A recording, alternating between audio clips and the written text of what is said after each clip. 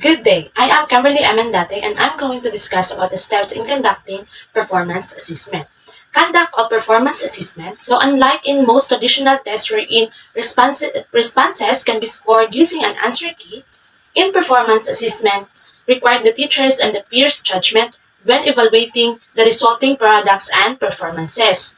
This necessitates using a set of predetermined criteria that are aligned with desired targeted standards or desired learning outcome. So in performance assessment, kinakailangan dito ng judgment o pag-critique ng both teachers and the students. So unlike sa traditional assessment na gumagamit o na measure yung score using an answer key. So also in performance assessment, there is a criteria involved na fixed or aligned na siya within the learning outcomes within that performances.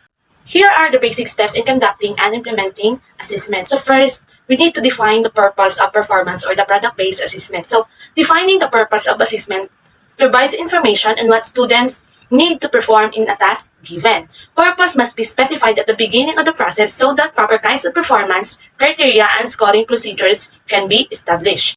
Here in the first step, in conducting the performance-based assessment, we need first to define the purpose or the motive of that certain task so that the students will be equipped on what they need to perform and also the purpose must be identified clearly to be able to use the right criteria and scoring procedures in that task. The second is choose the activity or output that you will assess. So the required performance or output should be feasible given the time constraints, availability of resources, and amount of data or materials needed to make an informed decision about the quality of a student's performance or output.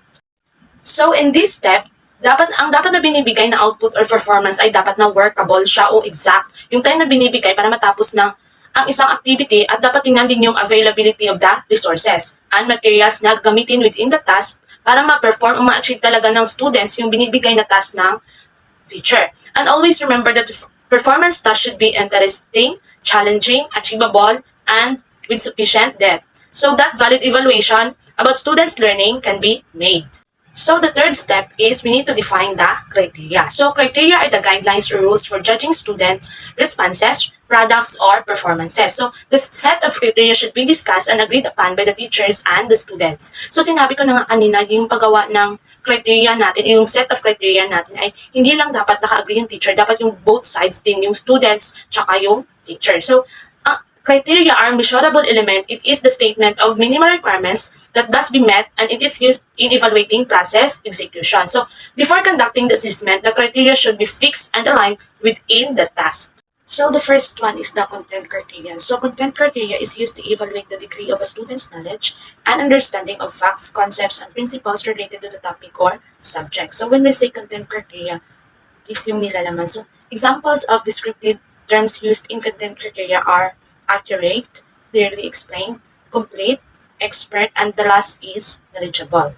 So the second is the process criteria. So process criteria is used to evaluate the proficiency level of performance of a skill or process. So when we say process criteria, it's the criteria that we use in evaluating the expertise level of the student in his performance and also evaluate his or her skills as well as the effectiveness of the methods and procedures used in a task. So examples of descriptive terms used in process criteria are the collaborative, coordinated, efficient, methodical, and lastly is precise. Third is the quality criteria. So when we say quality criteria, is used to evaluate the quality of a product or performance. So from the word quality is yung kalidad ng product na ginawa ng student or ng isang performance. So descriptive terms used in quality criteria are the following. First example is creative, organized, and the last is effectively designed. The last is the impact criteria.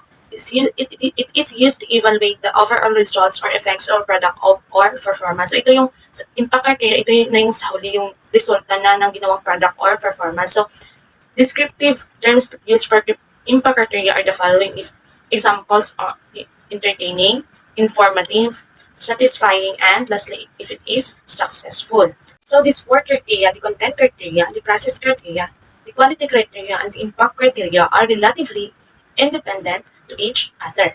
So the number 4 step is to create the performance rubric. So kanina sa number 3 is to, it's all about criteria. Dito sa number 4, it's all about performance rubric naman. So when we say rubric, a rubric is an assessment tool that indicates the performance expectation for any kind of student work. it generally contains three essential features. So the first one is criteria or the aspect of performance that will be assessed. The second is the performance descriptors or the characteristic associated with each dimension or the criterion. And last is the performance level that identifies students' level of mastery within each criterion. So the number 4 step is to create the performance rubric. So kanina kung criterion, yun, dito naman is rubric. So a rubric is an assessment tool that indicates the performance expectations for any kind of student work. It generally contains three essential features. So the first one is the criteria or the aspects of performance that will be assessed. The second is the performance descriptors or yung scale or scoring scale or the characteristic associated with each dimension of or criterion. The third is the performance level that identifies students' level of mastery within each criterion. So when we say a rubric is an explicit set of criteria used for assessing a particular type of performance. And rubrics are also used to grade the performance more objectively. So there are three features nga kanina. First is yung criteria, second is rating scale, and the last one is the indicators. So there are 4 types of rubric. So the first one is the holistic rubric. So in holistic rubric, student performance or output is evaluated by applying all criteria simultaneously, thus providing a single score based on an overall judgment about the quality of a student's work. So the first type of rubric is the holistic rubric. So when we say holistic rubric, it is the student performance or output is evaluated by applying all criteria simultaneously, thus providing a single score based on overall judgment about the quality of a student's work. The second is the analytic rubric. So in analytic rubric, students' work is evaluated by using each criterion separately, thus providing specific feedback about the student's performance or product along several dimensions. So ang pinagkaiba ng holistic rubric is yung sa holistic rubric is yung overall performance. Halimbawa, yung pag-rate mo lang is yung kung excellent na sa excellent level ba siya, or nasa good level or sa poor level lang siya. So, ang dito naman sa analytic rubric is yung may iba-iba siyang dimension. So, halimbawa, pwede ka ditong gagamit ng Likert scale. Halimbawa, the first one is yung sa ideas. So, sa paggawa dyan ba ng performance, mag-rate ka lang 1 to 5 sa kanyang ideas. The second is the organization. At mayroon ka ding voice fluency. So, iba-iba yung kategory ng pagsuscore. Unlike sa holistic na kabuuan na siya. So, the number 3 is the general rubric. So, contains criteria that are general and can be applied across tasks. Number 4 is the task-specific rubric. So, contains criteria that are unique to a specific task. So, when we say general rubric, ang example nito is yung pwede tayong gumamit ng parehong rubric sa pag-evaluate ng like oral presentation at saka yung sa research output. Another example is yung kapag nagpagawa ng teacher ng portfolio, so gagawa na lang siya ng pang-general na rubric sa kanyang mga students. Dito naman sa task-specific rubric, an example is yung sa oral presentation. So, iba-iba yung, yung sa oral presentation, iba rin yung rubric na applicable sa research output. And another is yung sa exam. So, iba-iba ng rubric kasi iba-iba rin ng score. Yan yung sa task-specific rubric. The last step is to assess the student's performance or product. So, adhere to the criteria set and use the rubric developed. So, it is to ensure objective, consistent, and accurate evaluation of students' performance. So, providing specific and meaningful feedback and explanation to students on how do they perform the task, clarifying to them what they understand and what they don't understand and where they can improve. So, the last step in conducting the performance assessment, kailangan natin i-assess yung students sa kanilang task na gagawin. So, kailangan ma-explain mabuti ng teacher kung ano ang kanilang gagawin at paano nila gagawin. Tapos, kailangan mayroon ding pagkatapos ng performance, mayroong meaningful feedback yung teacher sa ginawang task ng students. So,